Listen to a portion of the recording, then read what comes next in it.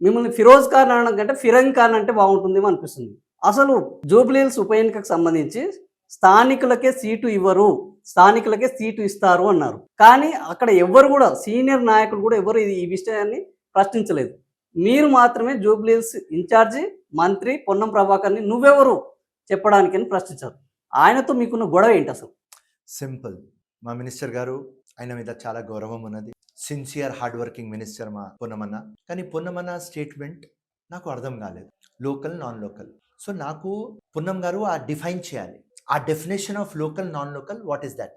Local అంటే అక్కడ పుట్టాలి, లేకుంటే అక్కడ ఒక ఇల్లు ఉంటే సాల్, రెంటెడ్ హౌస్లో ఉంటే సాల్, లేకుంటే ఒక సింగిల్ బెడ్రూమ్ కొనాలి. ఎందుకంటే మా దగ్గర అంత డబ్బులు లేవు. ఒక సింగిల్ బెడ్రూమ్ కొనాలి అంటే ఉన్నాయి. అండ్ దాని తర్వాత నాకు భార్య, నాకు 2 డాగ్స్ ఉన్నారు.